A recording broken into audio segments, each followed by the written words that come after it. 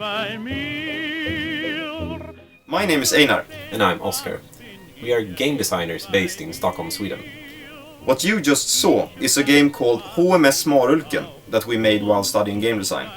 HMS Marulken is a submarine simulation game set during the Second World War. The first mission starts in 1939 as the war breaks out, and the rest of the story follows real-life events and technological advances leading up to the end of the war in 1945.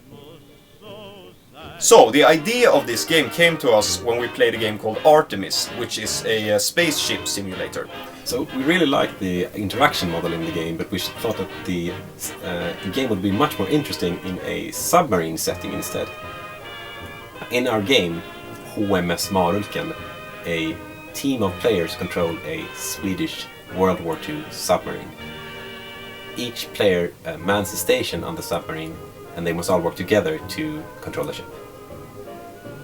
Currently, each submarine has the following 4 stations: the captain, the navigator, the intelligence officer, and the engineer. The captain is the highest ranking officer on the ship. His main job is to issue orders to the rest of the crew, but he can also access the ship's files, the attack periscope, and a map. The navigator is responsible for determining the ship's position and keeping the map updated. The game has no automatic map functions, so the ship's position must always be determined manually. When the ship is at periscope depth, the position can be determined by looking at the sun using a sextant. When the ship is submerged, however, the position can only be estimated through dead reckoning. The intelligence officer of the ship has access to a bunch of useful tools, such as hydrophone, radio, and radar. When the submarine is below periscope depth, the only way to detect an enemy ship is by the sound it makes. Using the ship's hydrophone, a skilled hydrophone operator can determine the ship's type, heading, and speed. When surfaced, the ship's radar can be used to detect enemies that are too far away to be detected visually. The ship's radio can be used to communicate with allies, but it can also be tuned to listen to public radio stations playing music from the era. The engineer is responsible for the ship's engines and weapon systems. The engineer controls the ship's speed, heading, and depth.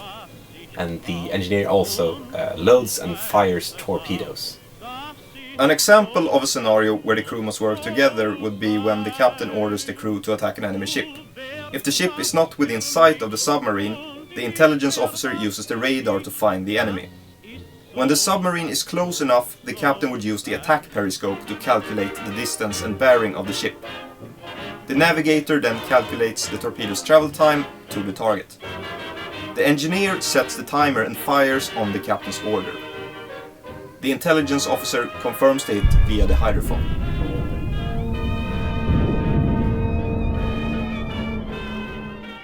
So, that's our game. We will post regular updates on our Facebook page and YouTube channel, so be sure to check that out. There will be Let's Play videos, developer logs, and lots of other fun stuff. You can reach us on Facebook or in the comment section, and we will be listening to feedback and ideas. Be sure to like our Facebook page and subscribe to our YouTube channel. Links down below. Thank you. Bra.